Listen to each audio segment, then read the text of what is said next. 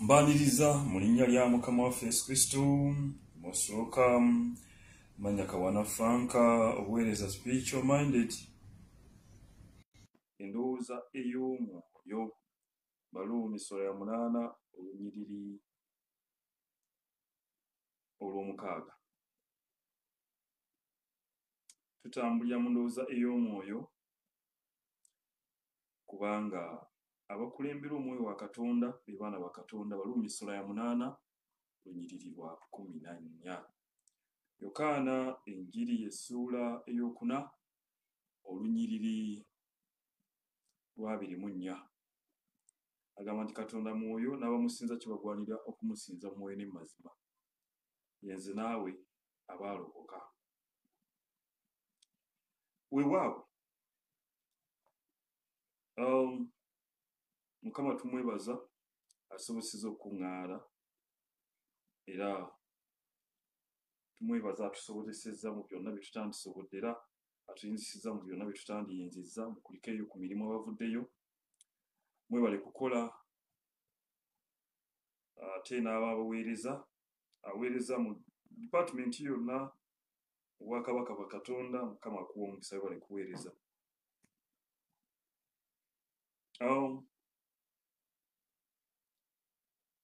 Njagala kwogera olwaleero ku kigambo ky'okwambala embala ya Kristo. Era omutwe wandiika nti twambale embala ya Kristo. Ekyo Katonda kyatwetaaza ffenna abakkiriza Kristo. Ffenna abakkiriza Mukama waffe Yesu Kristo, Katonda ayagala tube nga tufaanana Kristo. Katonda ayagala tube nga Kristo. Katonda ayagala tube nga tuli bumu ne Kristo. Ayagala tube nga tuli omu ne Mukama waffe Yesu Kristo. Ekyo Katonda kyatwagaza. Katonda ayagala Kristo mu ggwe. Ayagala kulaba nga ye Kristo alabikira mu ggwe, nga ye ggwe Kristo. Mu maaso ga Katonda, Katonda ayagala atulabe nga ffenna tuli mu kifaananyi kyekimu kya Kristo.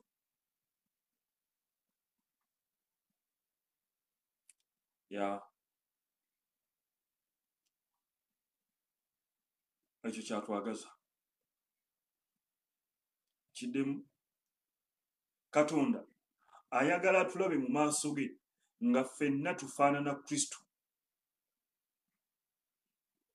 Linda Bezhem tobaddewo wano naye mbabuuliddeko ebitonotono ne mbaga nti essimu gye nafunye endeetedde obuzibu.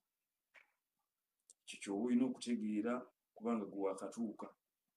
Kuba lwe nagifunye essimu eyogeranga muntu, essimu seebasobe dda ndowooza ssimu, mbadde ku mulimu kwonna nga ndowooza ssimu egenda kutandika ddi live kati laabwe nfaanana nzenna. Abali ku Facebook munsonyiwe, eyo enzirugazza. Naye byenkoze byonna eya Facebook eno byonna ebinzigyeko. Kati eno eya TikTok ewakana n'enfaanana gye nfaanana ku Facebook. Era ali ku Facebook mulala n'ali wano ku ya TikTok omulala. Kati ate gw'olaba ku TikTok bw'omusanga ng'atambula omuyitako. Kubanga eno eyo ku TikTok ye enfaananyiza omugagga awedde emirimu ate n'enziza buto. Kati n'eryoka enkolako obulungi bwonna bw'eyagala. Ku kyalo kye waffe teri ansinga bulungi bw'ogattako ne mu nsi Uganda gye nva. Enkozi ebyekyejo simu. Kati awo wendi nze bwe mulaba emirembe gyeyongera buli lunaku mmanyi nti ŋŋenda kugejja kubanga buli ssaawa oyitawo mpulira nga neeyongerako okugejja.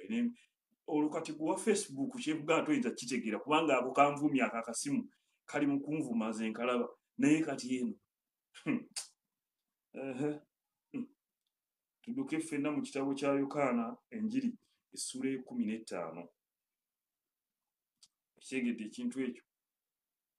Esimu ya Facebook envuma senga bali ku TikTok mubadde mu kimanyi. Esimu ya Facebook eri mu kunfaananya bubi. Naye abali ku TikTok be balina omuntu omutuufu gw'alina okufaanana.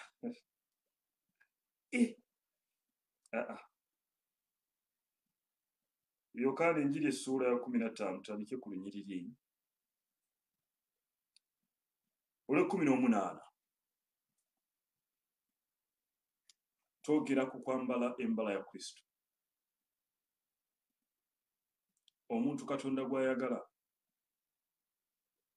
mu maaso ge ayagala Kristo yennyini. Tulina okufaanana Kristo. Tulina okubeera mu kigera kye kimu ne Kristo. Ekyo oyinza kisanga wa? Kankusomere ku katono nnyo awo, kwatawo nkulage nti tuba tulina kuba nga tufaananye Kristo. N'atuukayo ddi? Ani alina Befeso 4?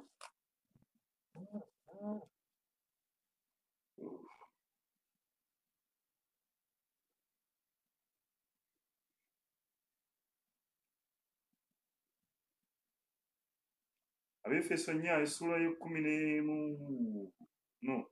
Befeso essuula ya 4 olunyiriri lwa 13.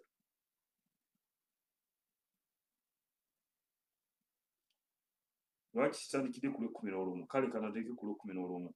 Befeso essuula y'okuna olunyiriri lwa 11 agamba nti era n'oyo yawa abalala okubeera abatume, n'abalala bannabbi, n'abalala ababuulizi, n'abalala abalunda, kyategeeza abasumba, n'abayigiriza be basomesa. Olw'e12 olw'okutuukiriza abatuukirivu olw'omulimu gw'okuweereza.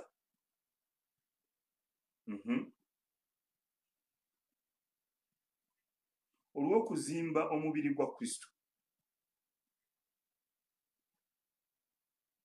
Ekyo bujjo tuze tukiraba bye birabo 5 ebiri awo mu Befeso 4 olunyiriri lw'e11.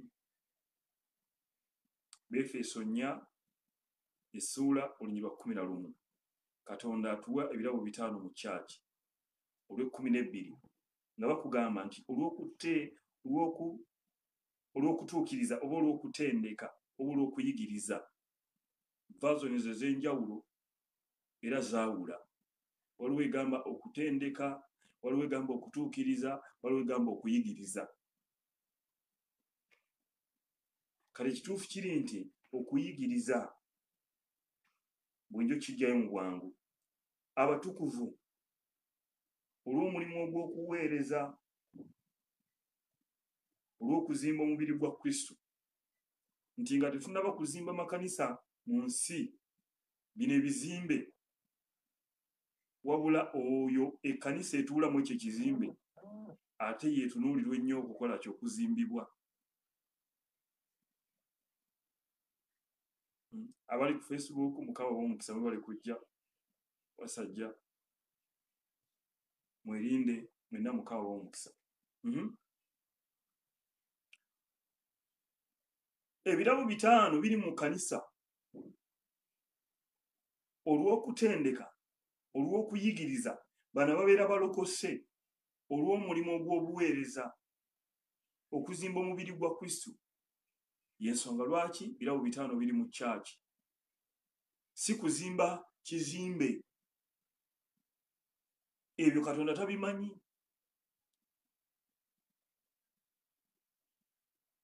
Katonda ekizimbe ky'amanyi ekirina okuzimbibwa ye ggwe alokose. Ekyo ky'amanyi. Eyo bulijjo tuyitayo just nkoonyewo bukoonyi.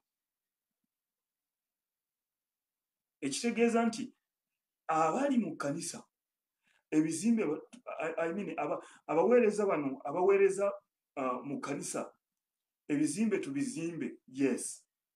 Abasumba ebizimbe tubizimbe, naye ali tulowooze nnyo ku kkanisa eno etuulamu ekyo ekizimbe. Nga tunaba kuzimba bino bizimbe binene tulina kusooka kuzimba eno ekkanisa etula mu kizimbe ekyo, kubanga gwe mulimu ogwatuweebwa. Omulimu ogwatuweebwa si kuzimba biri ebizimbe. Ogwo omulimu gwali gwaweebwa Musa mu Kuva essuula ya 25. Ogwo omulimu gwali gwa Musa nga weema ey'oku nsi weeri, ne kati tekikyali bwe kityo. Essaawa zino yeekaalu eriwo yebbwe, bakoliisa ekisooka essuula esooka, bakoliisa ekisooka essuula eyokusatu Lunyiri 16. Temumanyi nti muli yeekaalu ya Katonda, omwoyo wa Katonda atuula mu mmwe, abeera mu mmwe.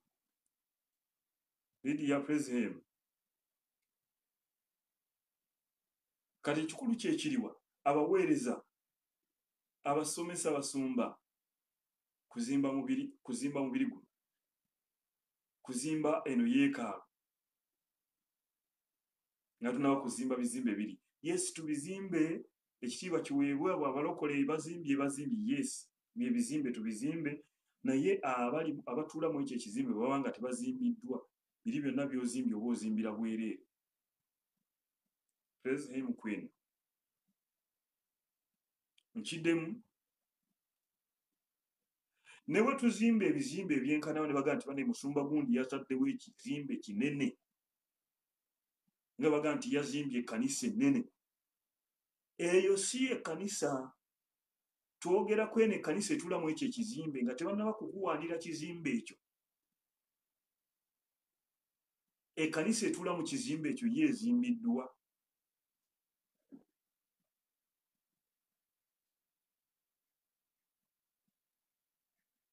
Nga tetunaba kuwaana kizimbe ky'ozimbye musumba. Bishop Wani, eno ekkanisa etula mu ekyo ekizimbe ye ezimbiddwa, kubanga ekifuula ekizimbe ekyo ekkanisa yeeno ekkanisa omuntu atuula mu ekyo ekizimbe.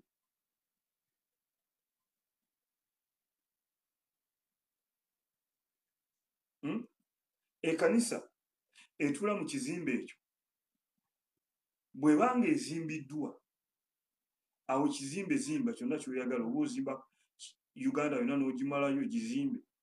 Kasite banga ekkanisa etula mu ekyo ekizimbe ezimbiddwa. Ekkanisa ye muntu atula mu ekyo ekizimbe, yaleetera ekyo ekizimbe okuyitibwa ekkanisa. Kati nga tetunaba kulowooza kuzimba bizimbe bino, yesi tubyagala, naye ate tulowooze ku kuzimba ekkanisa etula mu ekyo ekizimbe. Weewaawo ye Befeso essuula ey'okuna Olunyiriri olw'E11 olw'E12. Kati tugendeku ku Lw'E13. Agamba atya? Agamba nti ejja kunvisa asomeko ku Amplify. Erina obunyiri butono, mba nyina kwetegereza nnyo. Ndabika nja kubasaba kukkone ku gaalubindi, kubanga eno essimu byetandise okunkola, byetaagayo ne gaalubindi. Banna buli kimu kiba kirina okukyukamu. Beti ate tokiraba bubi, kitegeera ekintu ekyo. Okay, Befeso essuula ey'okuna Olunyiriri tugenze ku Lw'E13. Oba nzirye ddala ku Lunyiriri olw'E11. Kale Olw'E11, era y'omu oyo eyawa abamu okuba, eno Amplified yasooka lwaki owulira ng'ekyusizaamu. Agamba nti era y'omu oyo eyawa abamu okuba abatume, n'abalala okuba bannabbi, n'abalala okuba ababuulizi b'enjiri. Eno ye ekwawulira bulungi nnyo. N'abalala okuba abasomesa, abasumba, yes, abalala okuba abasumba, n'abalala okuba abayigiriza, yes, bye basomesa. Badde nkinyonyodde nga nze bwekimanyi. 12. Agamba nti ekyo ekiriwa, bino ebirabo 5 ebirondeddwa waggulu wano mu Lunyiriri olw'E11 Befeso essuula ey'okuna. Agamba nti ekyo yakikola olw'okutendeka abantu, owulira eno yo bwegambye kutendeka, olw'okutendeka abantu ba Katonda olw'omulimu gw'obuweereza, okuzimba omubiri gwa Kristo. Kyekyo, si kuzimba bizimbe. Ebizimbe tubizimba, but nga tunaakulowooza kuzimba ku kizimbe, ekkanisa eno egenda okutuula mu kizimbe ekyo ereetera ekizimbe ekyo okuyitibwa ekkanisa ye ezimbiddwa kyekibuuzo nga tunaba kuwaana musumba azimbye ekizimbe azimbye ekkanisa ye ekkanisa etuula mu ekyo ekizimbe ekireetera okufuuka ekkanisa ekizimbe ne kiyitibwa ekkanisa yo girowoozezaako gizimba bwebanga yeesobodde okuzimbibwa kati zimbe agazimbe gwe tewali buzima. Then 13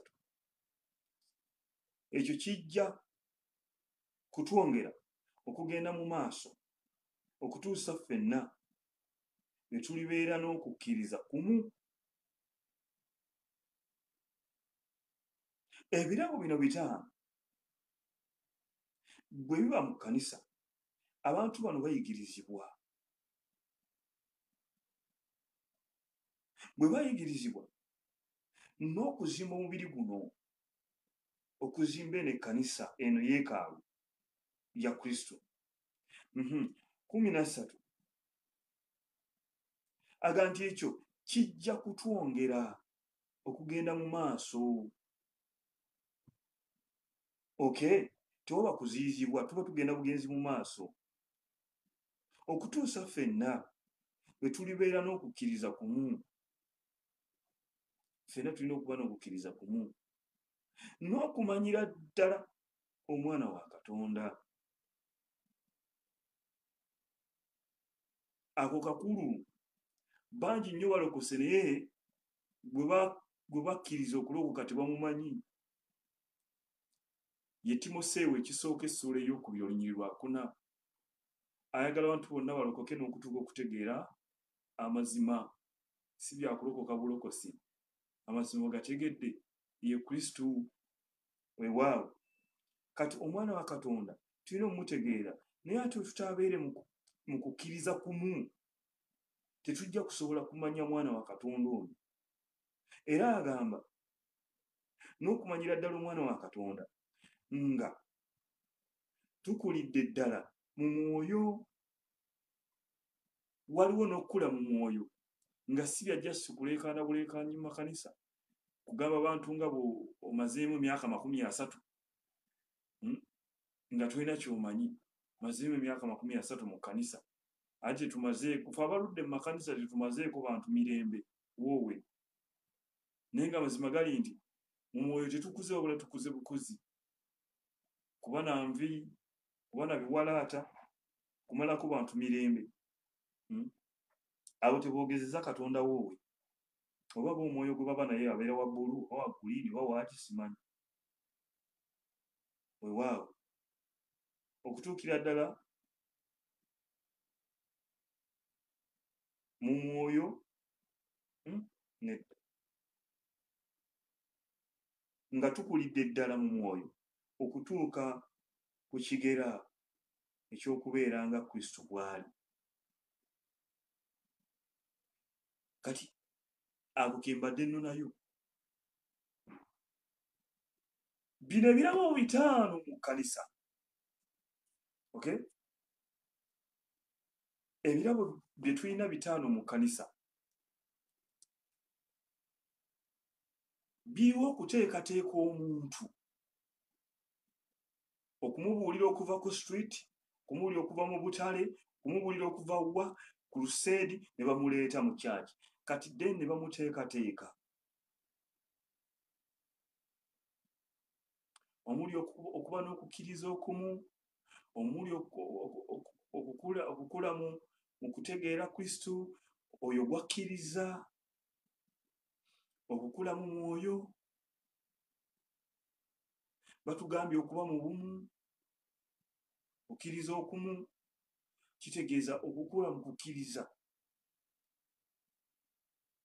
nakyo kikulu. Okuba n'okukkiriza okumu, okukula mu mwoyo, okukula mu kutegeera omwana wa Katonda. Then tulyoke tubeere mu kifaananyi kyekimu ffenna, okubeera mu kigera kyekimu ne Kristo. Olwo ne nkuzaayo ku kiri kye tuzze tuyigiriza nti abooluganda tetuyingira mu makanisa lwa byamagero, tetuyingira mu makanisa lwa kulagulwako, tetuyingira mu makanisa lwa bujulizi, tetugenda mu makanisa kututeekako mikono, Tetugenda mu makanisa kutulagula, tetugenda mu makanisa simanyi bino bikansolingi, simanyi kutusiiga mafuta, si bye bitutwala mu makanisa. Tugenda mu makanisa nga tumaze okuva eno mu nsi tununuddwa, tulina okugenda okutendekebwa, okuyigirizibwa.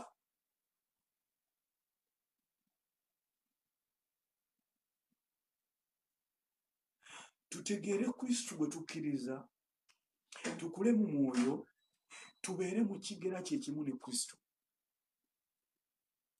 Kubanga oyo omuntu Katonda gw'ayagala.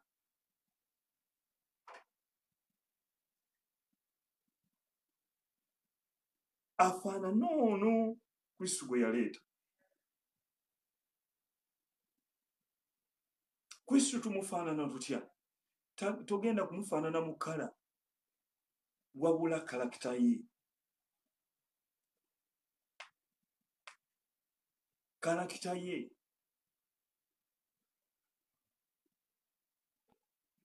Embala ye. Bwe tutwala embala ya Kristo, tufaanana Kristo. Tubanga Kristo. Kwe kubeera mu kigera kye kimu ky'ayogerako. Kangezeeko wano okulaba eno yeegamba etya kigera ekyo ekyogerako etya ekigera. Befeso essuula ey'okunawunyirwa 13. Okutuusa bwe tulituuka ffenna mu bumu obw'okukkiriza. Yes. Naye baani abatutuusaayo eyo?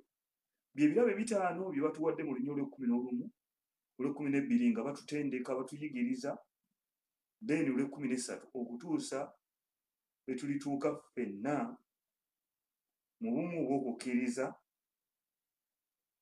n'obw'okubeera ng'omwana wa Katonda. N'obw'okubeera ng'omwana wa Katonda. Wali kyategeezezza nti okumanya omwana wa Katonda. Wano kyayise okumanya omwana wa Katonda. Wano yagambye nti okubeera ng'omwana wa Katonda. Eri ekozesezza nti n'okutuuka okumanyira ddala omwana wa Katonda. Naye eno yeekozesezza okubeera nga ye. Kubanga bwe tuba tumutegedde, tuba tulinga ye. Kyeno ono kyayogerako.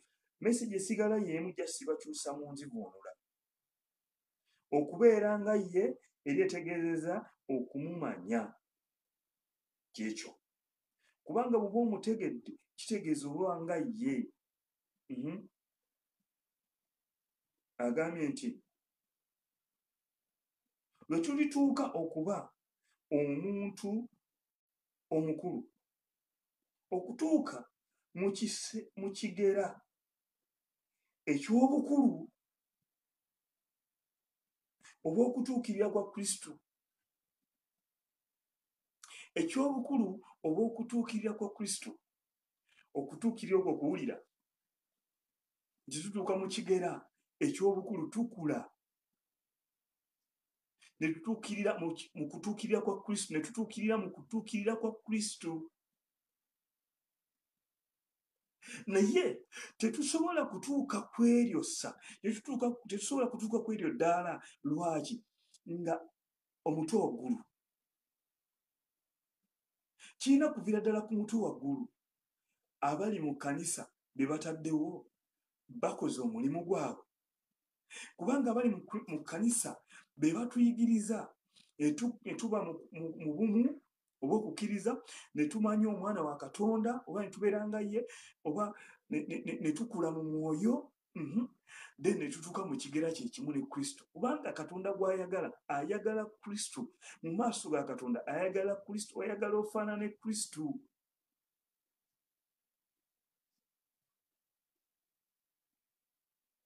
Elizabeth Golbes. Ennaku zino ndi bize, simanyi bikwata ku Manchester yange. Kiri kitya? Amiina. Katonda yatuma Kristo, yatuwa Kristo, ffe tube nga tufuna Kristo oyo, tumulisiivinge, tube nga tutwala embala ya Kristo, tube nga tufaanana Kristo. Tuba tulina okuddayo mu kifaananyi kya Adamu oli. Naye tulina bwe tuddayo mu kifaananyi kya Adamu oli okujja nga tukiddiddeyo mu Kristo. kubanga ye Adamu ow'oluvannyuma okusinziira ku Bakolisi ekisooka essula y'e15. Adamu eyasooka Bakolisi ekisooka essula y'e15 akugamba yatondebwa alina obulamu. Adamu w'oluvannyuma ono yajja ye mwe yaleeta obulamu.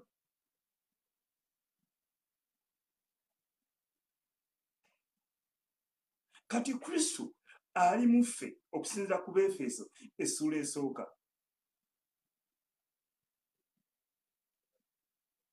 Kristo abeera mu ffe n'okukkiriza.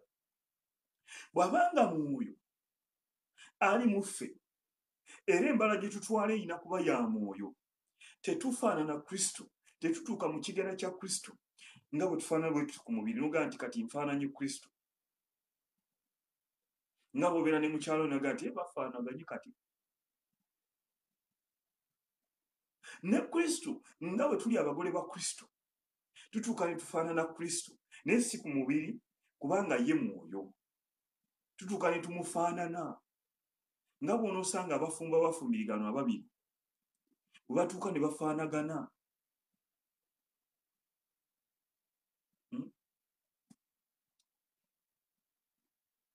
Nno beebadde kinayo nako katono.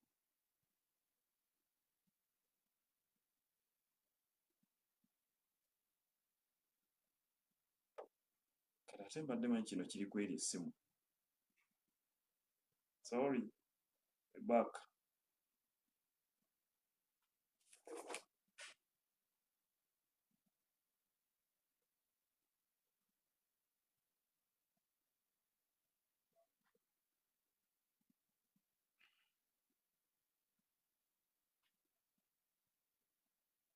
Kansubire tukomyewo.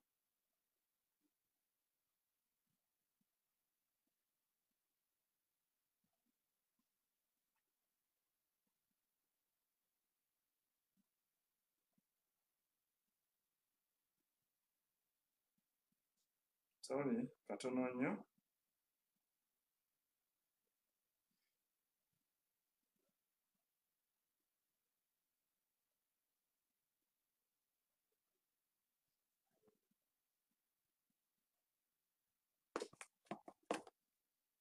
Waliwo gundi gye sitegeera. Wali obaddeko awo nga oli ku live naye ng'owulira waliyo background ya live endala gy'otaapinzeemu. Wano nga tekirabika. Kimanyi kibeera kitya. Omanyi nti bali ku live naye nga mbawulira wano. Wait.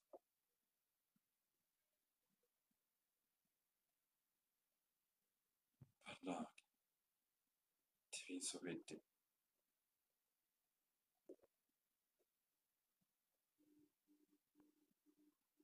Bana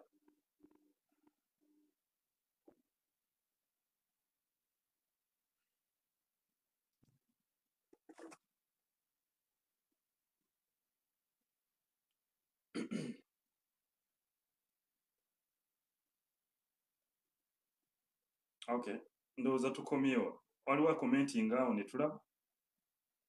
Wali ku TikTok. Ensimu bana ina speed. Okimanyi nti njijjako n'enjigirako ddala live n'evaako n'enkomawo mu bwangu bw'ekitalo. Beti tejja kukkiriza tosindika request tejja kukkiriza sinnaba kugiseetinga bulungi yagaanye. Ndowooza kyekyo. Olaba bete kyekyo tuli okay, eh? Okay, badde nkugamba weyawe. Kristo tumufaanana mu mwoyo. Weewaawo. Tufaanana tutya Kristo mu mwoyo? Kutwala mbala ye. Mbala ye kalakita ye. Kubanga mwoyo era tumulaba mu Bagalatiya essula ey'okumeka ey'okutaano olunyiriri olwa22 ti bino bye bibala eby'omwoyo. Ebibala si bibala nti mapeera nti matugunda. Ebibala ebiri awo ye embala ya Kristo oba embala y'omwoyo omutukuvu ali mu ggwe, ye kalakita empisa ze.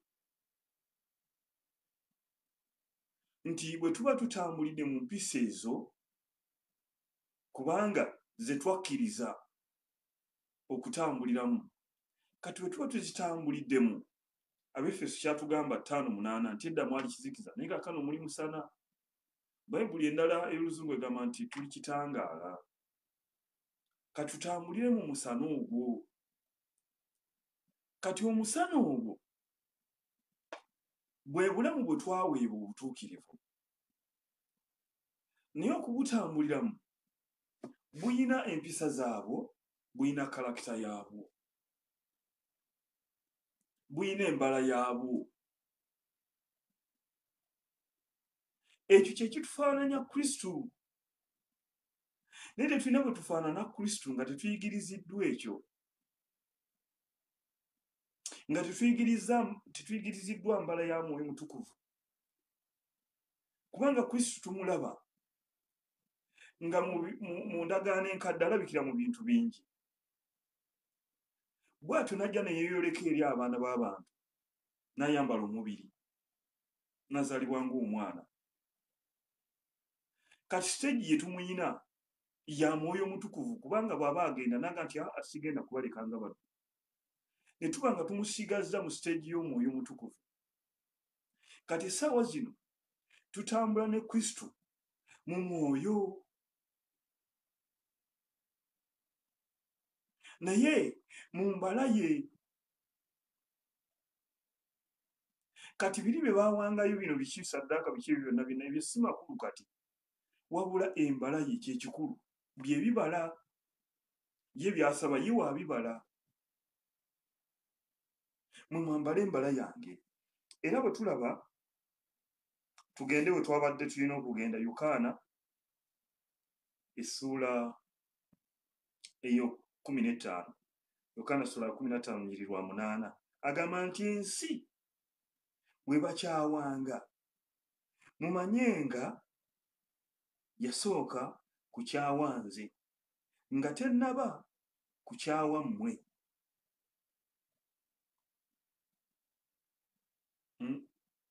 Edi yawe bali kuteeka byawandiikibwa ebyo. Yokaana Enjiri essuula ya 15:8 ensi bwe bakyawanga mumanye tesoose kukyawa mmwe, yasooka kukyawa nze. Ne lwaki ensi etukyawa? Ensi etukyawa lwakuba nti tuganye okutambulira mu kalakita y'ensi, tuganye okutambulira mu kalakita tuganye okutambulira mu mbala y'ensi. Kyova laffe tetuyina buzibu n'abalokole, basembeza bansi. Naffe ffenna tubaaniriza kubanga Kristo agamba mujje nga bwe muli. Tetulina buzibu n'abalokole abo, baaniriza bansi ne bajja. Naye ekizibu kye tulina nabo kye kino: omwaka guno oyaniriza oyo ow'ensi n'ajja mu kyakiyo, n'omwaka ogujja n'omwaniriza, n'omwaka oguddako n'omwaniriza, temubuulira njiri kukyuka. Bw'afa buli mwaka omwaniriza, buli mwaka omwaniriza, buli mwaka omwaniriza. Ekkanisa yo yaki? Kubanga mu Kristo bwe tujja batwaniriza tujje nga bwe tuli, naye ate si kusigala nga bwe tuli. Bye birabo ebitaano ebiteekebwa mu kyaki. Bwazze si kusigala nga bw'oli, balina okukuyigiriza mpaka bw'ofaanana Kristo, bw'otuuka ku kigera kye kimu ne Kristo. Naye kitalo, kubanga bwe mujja mu kyaki tulina kubalaga byamagero.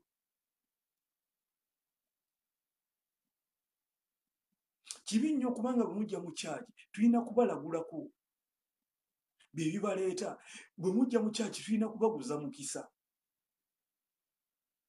Tolina bw'ogenda kufaanana Kristo, tolina bw'ogenda kutuuka mu kigera kye kimu na Kristo nga toyigiriziddwa ekyo kituufu ky'oteekeddwa kuyigirizibwa.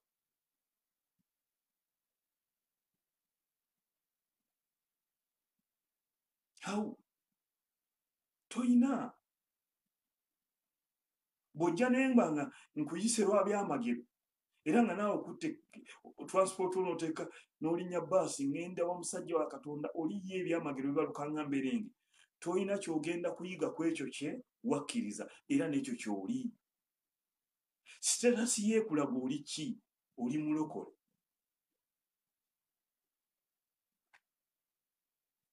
oli mulokole naye ky'oli okimanyi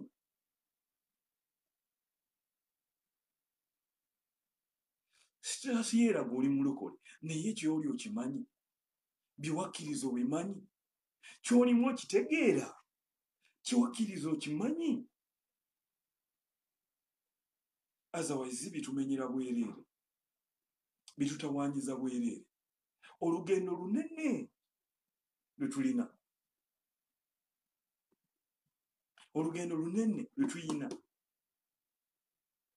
lwaki ali mu kyaki tamanyi ensonga lwaki ali mu kyaki eyo gwe bataddewo ng'omuweereza kyokka n'ajja mu kyaki naye tamanyi nsonga lwaki ajja mu kyaki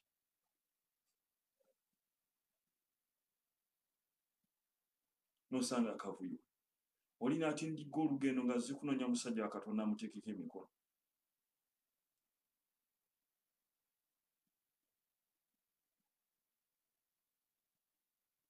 you got it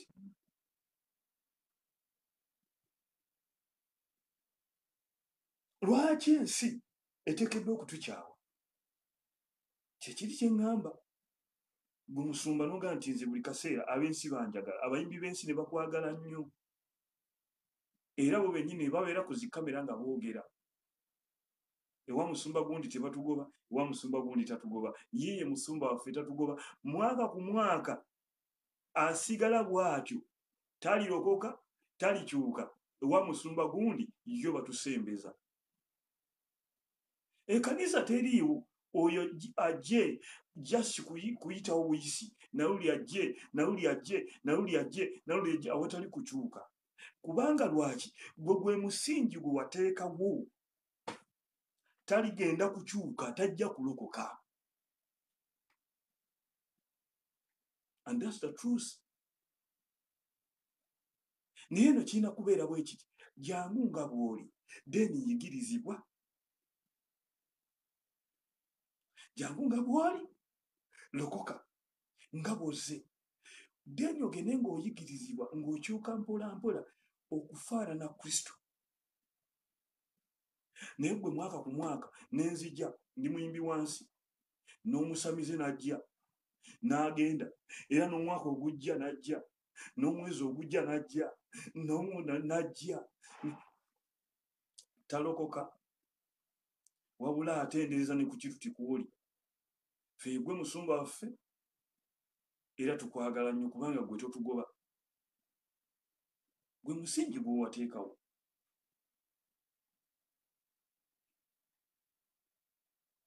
gwe musingi gwe wateekawo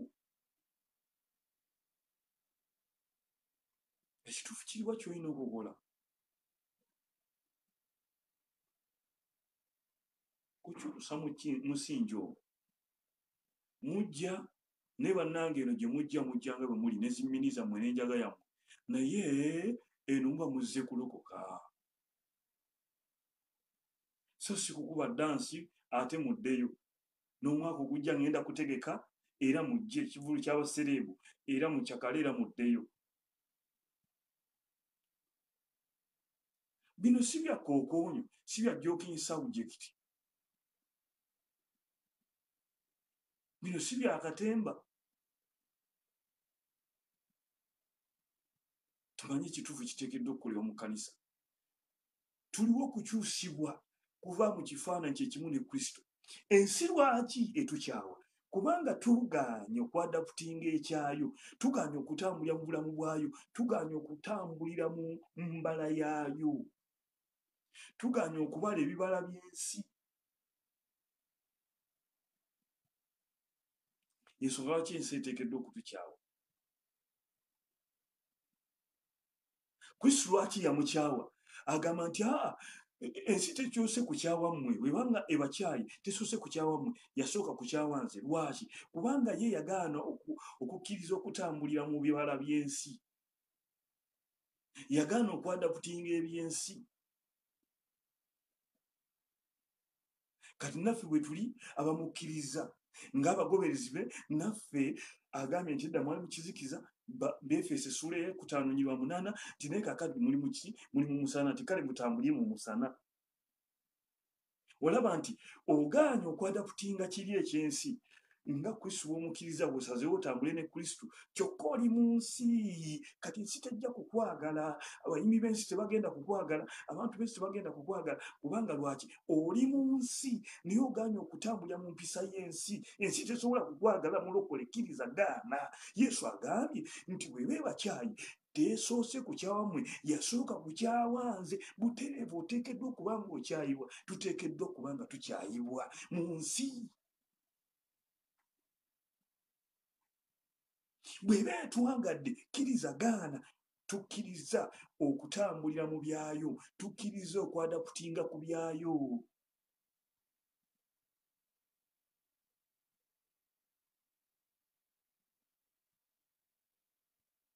Tuddeeko waggulu.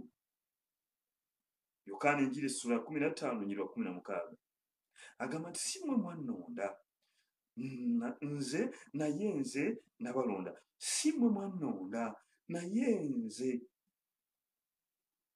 Si mmwe mwannonda nze naye nze nabalonda.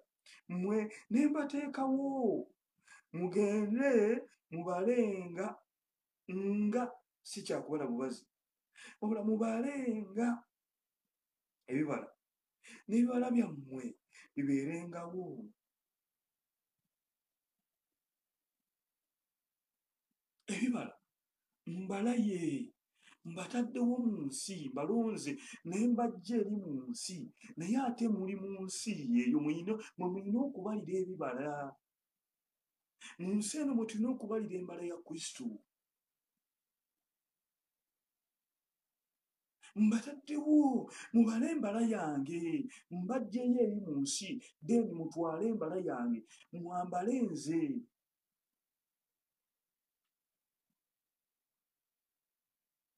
Era agamba bw'ati nga tumaze okwambala embala ye, nga tufaananye ye, nga tuli ye, kyonna kye munaasabanga Kitange mu linnya lyange akibawenga.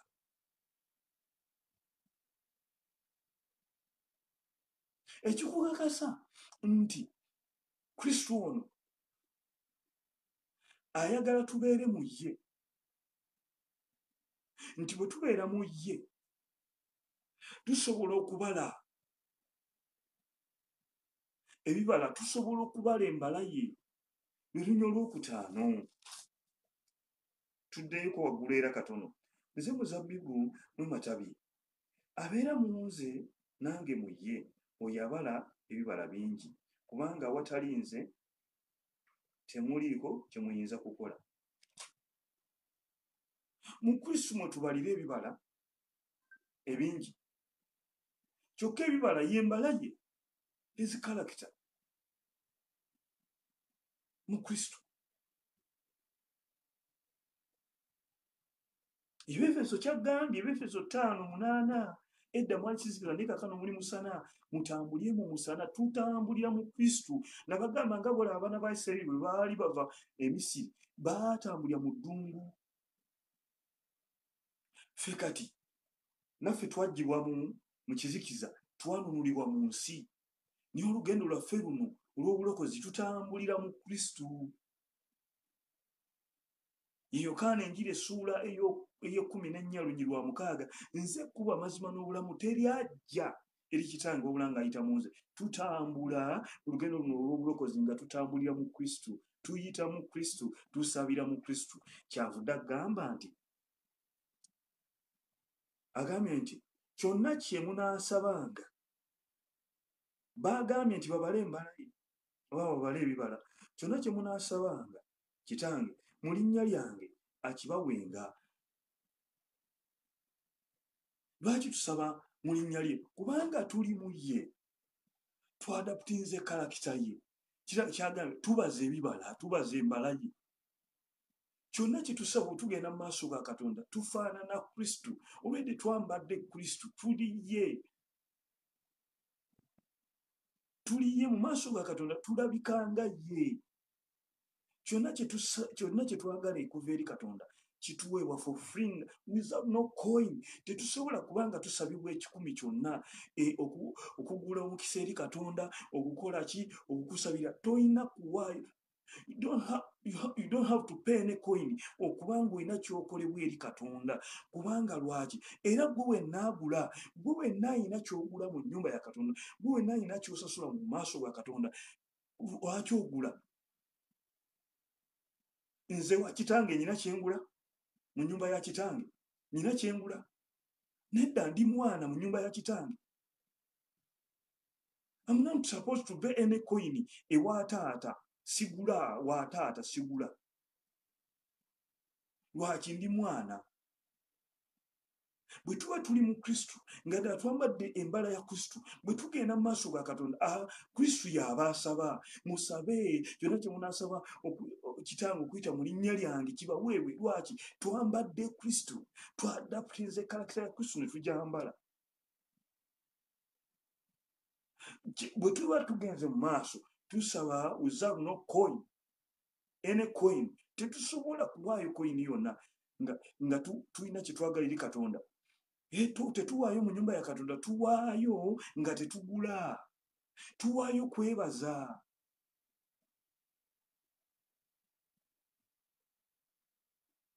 Nankunda praise him Facebook.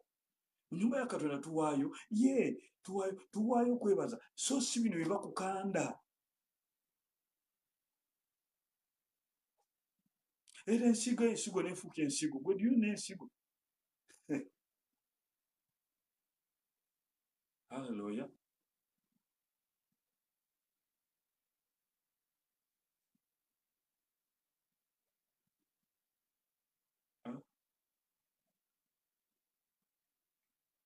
Gwe wenna akyakwata ssente mbuwaayo nsigo, tomanyi kyokola.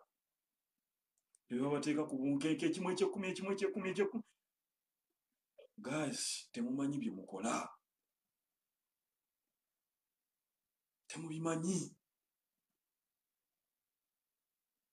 Katonda kyakwetaaza kiri eki mu maaso ge kubanga ofaananye Kristo.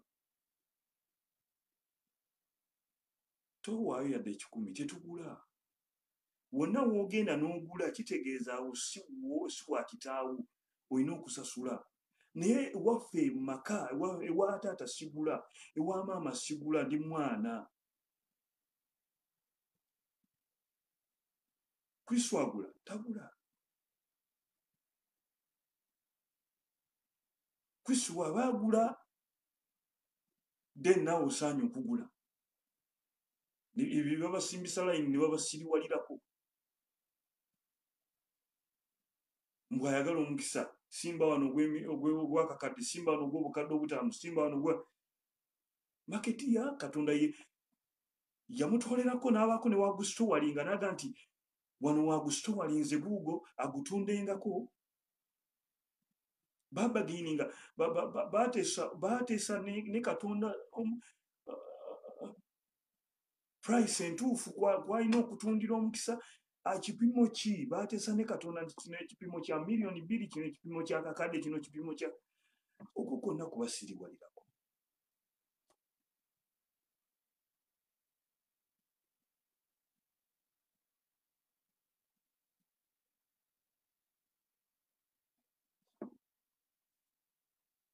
Olunyiriri olw'17. 16 tulabye nga tugamba tuli mu Yokaana Enjiri essula ya 15 olunyiriri lwa 16. Simu mwannonda, nze naye nze nabalonda, mmwe ne mbateekawo, mugende mubalenga ebibala byammwe bibeerengawo. Kyonna kye munaasabanga Kitange mu linnya lyange akibawenga. Tewali kugula. Lwaki? Olwedde oyambadde Kristo, ofaanana Kristo. Ogenze mu maaso ga Katonda ng'ofaanana Kristo, oyambadde embalayi. By'ebibala ebiriwaawo kyategeeza ebibala mbalayi. Oyambadde Kristo, ofaanana Kristo, ogenda mu maaso ga Katonda tosaba busabi n'oweebwa buweebwa, togula. Okay? 17. Mbalagidde kino mwagalanenga kakulu ako mbalagidde kino mwagalane. Olw'obudde tugende ku 18. Ensi bwe bakyawanga mumanye nga yasooka kukyawa nze nga tennaba kukyawa mmwe. Tukize tugaane ensi erina okuba nga ekukyawa gwe wenna ayambadde Kristo. Kasita okkiriza n'otambulira mu mbala ya Kristo gy'akugamba wano mubale ebibala. Kasita okkiriza no adaptinga Christ is what? Character. Kasita okkiriza n'ogya adaptinga character ya Kristo, butereevu olina okukyayibwa ensi, tolina kwagalibwa nsi. Olina okukyayibwa ensi. Kasita okkiriza n'otambulira mu Kristo, n'okkiriza n'otambulira mu musana, togenda kwagalwa nsi. Naye kasita olaba ng'oyagala ensi, kitegeeza embala ya Kristo gyambadde tugitambuliddeyo. Nga bwe yamukyawa naffe bw'erina okutukyawa ensi. Kubanga bw'oba mu Kristo ate togenda kukola bya nsi. Bw'oba mu Kristo ensi togenda kukola ki? Togenda kukola byayo. Ensi nga bwe yakyaye Kristo mu butuufu teyamwagala. Ensi yamukyawa naffe erina okutukyawa. Tesobola kukwagala. Alright, 19 Yokaana ndabyeko ku Alieta. God bless you.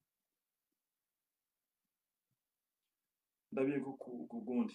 Tugende ku Yokaana Enjiri sura 15 tukyalunyirirwa 19. Singa mubadde bansi awo we wasinga okuba kibooka awo.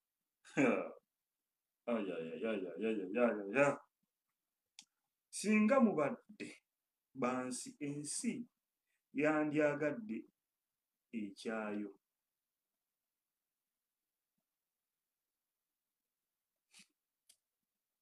Kati awaluma olabira nti ensi ekwagala nnyo.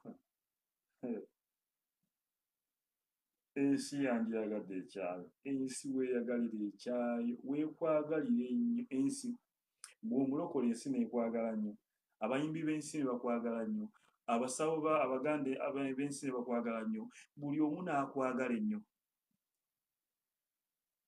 Si bino bye twewaanawaana. Bwera oyo kale ye buli omu amwagala. Abasawo abaganda bamwagala. Abayimbi bamwagala. Abalere bamwagala. Si byakwewaana. Bayibuli eyogera mazima. Si byakwewaana. Tukize tugaane ensi bw'ebanga etwagala. Tuyimirira mu bikolwa byayo. Kasite bange tusanyukira tuli mu bikolwa byayo mwe tutambulira. Kino kankigambe nga nange nkyegamba. Buli ensi bw'etwagala. Tuli mu makubo gaayo. Tuli mu bintu byayo. That's why twagala. Nikiteekeddwa okutwagala. Omulokole omutuufu olina okuba ng'ovumibwa.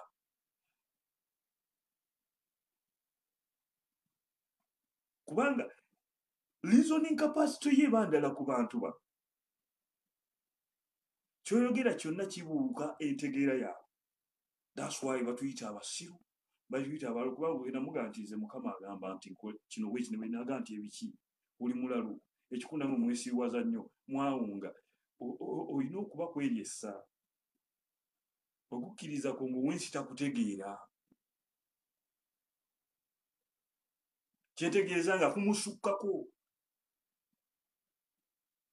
Dr. Mutumba Mukama akuumukisa akutumiddeko. Praise him. Nakulabako emabega kawo ng'oli obulamu mu Dubai ninga musajja ono siyaddako eno kunkiberako. Naffe twagala abanene naffe mutunoonyeeko bw'ate munaani. Getumanyi munene kunoonyaako. Banga ddene. Naye mmanyi nti bwe ndiba nzize e Kampala, bwe ndiba nkusanzeyo Mukama ansobozesezza tulisisinkana. kubanga ennyonyi wazifuula bugaali. Kati ennyonyi bw'ozifuula obugaali simanyi oba ndikusangayo. Naye ate binsobera oba oweereza ddi, kuba ate vidiyo ezimu nenkulanga oli ku kyaki, vidiyo ezimu nenkulanga oli mu Amerika, oli Canada, oli Dubai, oli yonna n'oba ng'olina biwawaatiro kugendayo. Okay.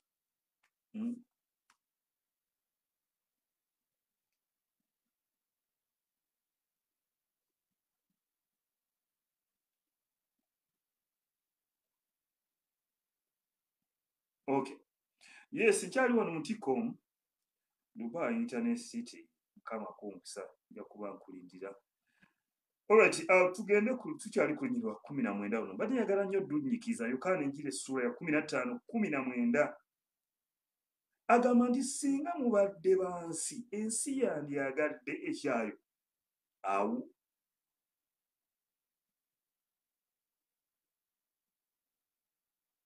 weewaawo.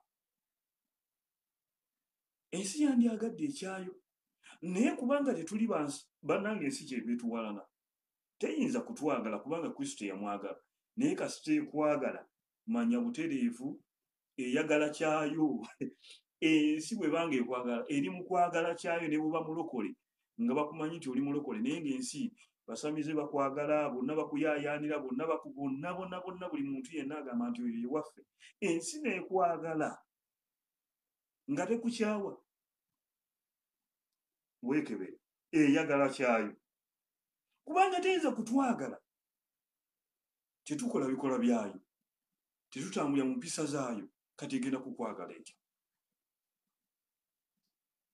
Ensonga enkulu lwaki teyinza kutwagala, tuli mu yo naye ate tetukola byayo. Wulira obuzibu obuli awo. Tuli mu yo, tetukola byayo. Wulira obulabo bulya, kati eyinza kukwagala etya? Naye weekwagalira oli mu yo, okoze ebyayo baasi.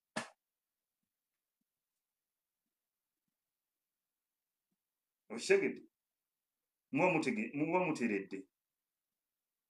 Naye kubanga temuli bansi, naye nze nabalonda mu nsi, naye kubanga temuli bansi,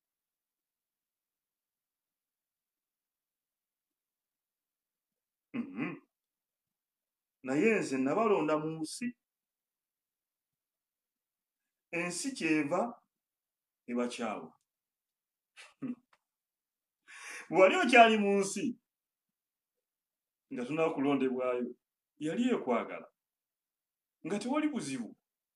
Mu masawo obeerayo, mu makilabu twabeerangayo byonna nga tewali buzibu, era nga batwagala nnyo. Naye w'ogambira nti ndokose bw'oti, bw'obanga obadde n'abakugoberera 100, oteekwa okuba ng'osigazzaako abantu nga 3 ku 5. Bali bonna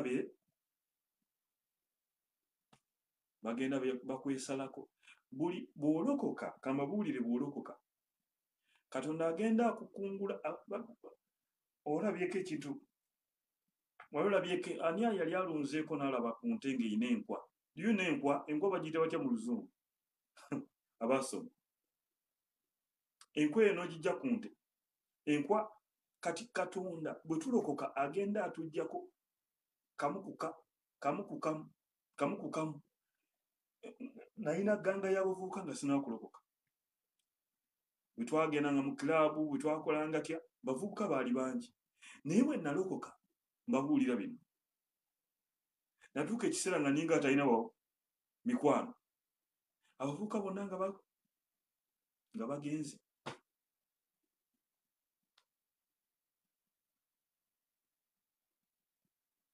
Tekesi nga bagenze bonna baagenda, agenda akuggyako byonna.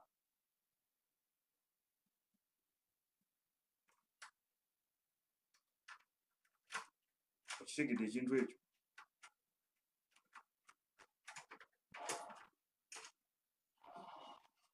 Ndowooza tukoma Lw'e19 olw'obudde.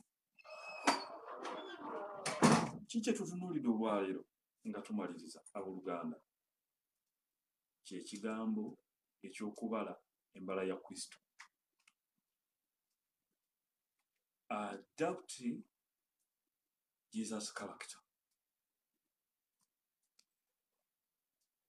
Eyo character ya Kristo gyetaaga. Ekyo Katonda kyokka kyatwagala kufaanana Kristo.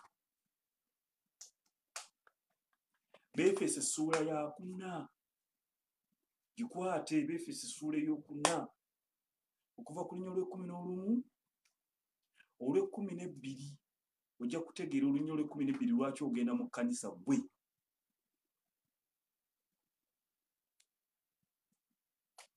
Befeso essuula ey'okuna olunya lwa 11 olunya olw'12 womanyira lwaki oli mu kkanisa gwagenda mu kkanisa.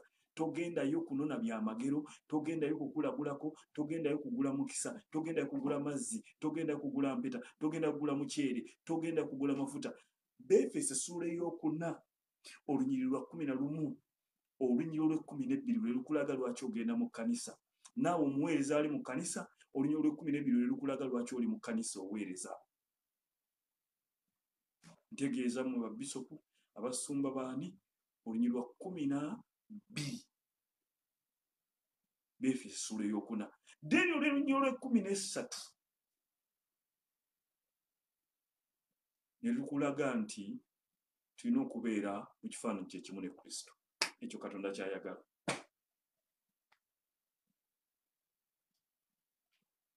Ekyo Katonda ky'ayagala. Tulokolebwa ne tujja ne tutandika okuteekateekebwa mpaka bwe tutuuka mu kigera kye kimu ne Kristo. Okukula mu kukkiriza ntubeera n'okukkiriza kumu, okutegeera omwana wa Katonda, okukula mu mwoyo, okutuuka mu kigera kya Kristo.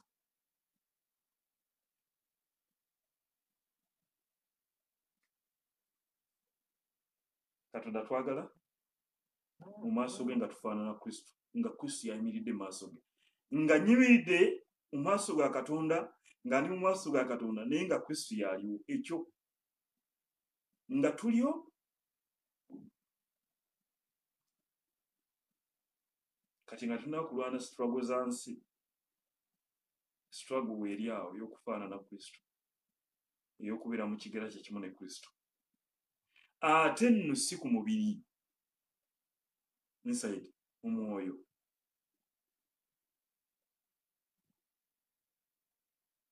Omwoyo. Mukama tukwebaza olw'ekigambo kye tugabanya okuva ku Namulondo. Akawungezi ka leero. Weebale Katonda w'ekisa kubanga otuganyiza. Bangi abali ku social media kuno nga bye bafunye tebirina kye bibongerako. Bikoma bukomi wano era bya kiseera buseera. Tukwebaza nti otuwadde ekyobulamu obutaggwaawo. Weebale. Bwe tutunula olunyiriri olw'okutaano mu Yokaana Enjiri essuula y'e15 olunya olw'okutaano, tulina kubeera mu ggwe okusobola okubala embalayo kye tulaba, kubanga tetulina kye tuyinza kukola awatali ggwe. Tulina kubeera mu ggwe, tulina kubeera mu ggwe. Ekyo nkikusaba. Ebyensi nga bituyuuza, ebyensi nga bitusika, nkwegayirira tunywereze mu ggwe. Tusobozese twambadde omubiri, tusobozese okwambala embalayo. Ffe tuli bbumba naye ggwe mubumbi, kola okwagala ku muffe. Emitima gyaffe, emmeeme zaffe, emyoyo gyaffe gitegedde ekituufu kye tulina okubeera mu nsi. Gye watujjamu tulina kubeera bakyawe mu nsi eno mwe tuli. Tulina kubeera bakyawe kubanga wagitujjamu, kubanga nawe wakyayibwa. Eyatujja mu nsi n'otusasula omutango n'otuwasa ffe tulina kuba nga naffe tuli bakyawe ng'ensi bwe yakukyawa. Nkwegayirira tusobozese mu nsi eno katubeere oyo gw'oyagala, tuteeketeeke mu makubo go so si mu makubo agaffe, mu ndowooza yo so si endowooza zaffe. Nkwegayirira Omwoyo Mutukuvu tuluŋŋamye tusobozese mu magezi okumanya n'okutegeera. Tusabye ne twebaza okuyita mu linnya lya Mukama waffe Yesu Kristo. Mbasabira omukisa gwa Katonda okuva mu nsonda z'ensi zonna gwa jjajjaffe Ibulayimu, Isaaka ne Yakobo. Mukama bagabire mu bwetaavu bwammwe era abasobozese mu bingi bye simanyi. Weewaawo alwane entalo zammwe abalwadde abawonye. Simanyi mbeera ze muyitamu naye abamu n'okwogera eri abantu nga tosobola kwogera. Ne Katonda akebera munda mu mitima, alaba mu kyama abantu be tutasobola kulaba. Waliwo abalina emigugu egibazitooweredde ng'abantu tebayinza kugiraba era nga ne bw'oginnyonnyola tebayinza kugitegeera. Naye nkusabira Mukama Katonda akutikkula omugugu ogwo, akusangula amaziga ensi geetayinza kulaba, anyiga ebiwundu ebijjudde mu mutima gwo ensi byetayinza kulaba, akuwummuze gwakooye. Mukama akusanyuse ebbanga ly'omaze mu nnaku abamu gye tukuliddemu, naye Mukama akusese nga ne bw'obaawo obujulizi bukulema okwogera wabula n'oseeka busisi. Yoga nti Mukama ankoledde. Laba obulungi bwa Katonda mukazi gwe musajja gwe. Mukama asaba akawungezi ka leero, oba ali mu makya oba ali wa simanyi, naye ka tulabe obulungi bw'Omukama. Tuwe omukisa mu famire zaffe, gabirira famire zaffe, tukuume, twetoolozeko olukomera lw'entiisayo, tusobozese ayi Katonda wange mu ebyo byonna bye tutandisobodde, tuyinzise mu byonna bye tutandiyinzizza. Katonda ow'ekisa, bwe zibanga nzigi gye ziggaddwawo ziggule. Nsabira omukazi n'omusajja oyo, bangi bagezaako kuba gwe batuuka naye nga bigaanye, nga buli luggi luggale. Gulawo oluggi olwo Mukama, kubanga gulawo tewali aggalawo. Nkusabye ayi Katonda wange, ate bw'omala okuluggula, bw'abanga mulabe yaagala odduyingiramu, luggale kubanga buggalawo tewali aggulawo. Bweriba kkubo ayi Katonda wange, nsaba oliteme mu ago gonna agaggaddwa. Omuntu omusanga nga mu butuufu takyalina lugendo, buli wagezaako okuwatanya nga bigaana. Gulawo ekkubo ayi Katonda wange liteme. Yesu wange, omukazi oyo ayitewo, omusajja oyo ayitewo, mutuuze ku ntebe ayi Katonda wange eyo ayi Kabaka bakabaka ssebo ey'abalangira. Mujje mu nfuufu, mujje mu kunyoomebwa. Nsabye okuyita mu linnya lya Mukama waffe Yesu Kristo era ne neebaza, tugamba nti ffenna amiina. Ekisa kya Mukama waffe Yesu Kristo n'okwagala kwa Katonda okussa ekimu okw'omutukuvu biri naffe ffenna wamu n'abooluganda bonna emirembe n'emirembe. Amiina. God bless you. Facebook salute. Tusinkane nate olunaku nja kuba lwakumeka. Lwasande lw'omukaaga tubeera mu group mu Back to Our Foundation. Ye program gye tutambulira mu buli Lwamukaaga mu gurupu y'obuweereza buno Back to Our Foundation. Abooluganda tuyinza okwerowooza nti tuli ku musingi naye nga bazibagali nti twa backslidinga dda. Yes, ebintu bingi ebituleetedde okuba nga tu backsliding okuva ku musingi gwaffe ye Mukama waffe Yesu Kristo, okusinziira mu Efeso ekisooka essolo eyokusatu olunyiriri kuva ku 10 n'okukka wansi awo. Kristo bw'abanga gwe musingi gwaffe, ebintu bingi ebituleetera okuba nga tuseseetuka okuva ku musingi gwaffe, okusinziira ku mutume Pawulo bw'akyogerako mu Timoseewo ekisooka essolo ey'okuna olunyiriri olusooka. Amugamba nti mu nnaku zino ez'oluvannyuma tulimu ebisembayo nti abantu bagenda kuba kubukkiriza kwabwe, naye nga kiki ekigenda okubajja ku kukkiriza? Ekimu ku byo ku bye yamugamba nti nga bawuliriza emyegi kyamya. Mu kubanga bino ebiseera bye tulimu abantu beeteekerawo n'abasumba mbu ababayigiriza bye baagala okuwulira. So si bano ababagamba bye beetaaga okuwulira, wabula bo ne beekulyetingawo abasumba ababagamba ebyo bye baagala okuwulira. Kituwale, kitoole, nkulagulako omukisa, ererere, abo bye baagala. naye n'amugamba nti ennaku zino zetulimu bangi bagenda kuva mu kukkiriza nga bawuliriza emyeyo kyamya mbu enjigiriza y'abasitaani. Kati awo wetuli kyeva tugamba nti back to our foundation. Olusinzi okuba nga njigiriza yekuleetedde okuva ku musingi, kubanga gw'ogenda otya mu kkanisa n'ogenda ne ssente obeeko omukisa gw'ogula. Really? That is a market? Ako katale? N'ogenda mu church ng'olina ky'ogenda okusuubirayo zze nakyo muli omukisa, oyawukanya otya n'oli agenze mu ssawo n'akomawo neeyirizi? Tewali njawukana nnene eri awo. Kubanga lwaki? Ffe Kristo bwe tuba tumufuna ali full package, tetulina nnyongereza yonna gye tumwongerezaako bw'ate twala na kano kakola nga samona. Ewaani Kristo teyeetaaga nnyongereza, erinnya lye liri full package, abimalanga, tewali kimulema. Koza wa Facebook n'abasiibudde nkyawa lwisizza wano.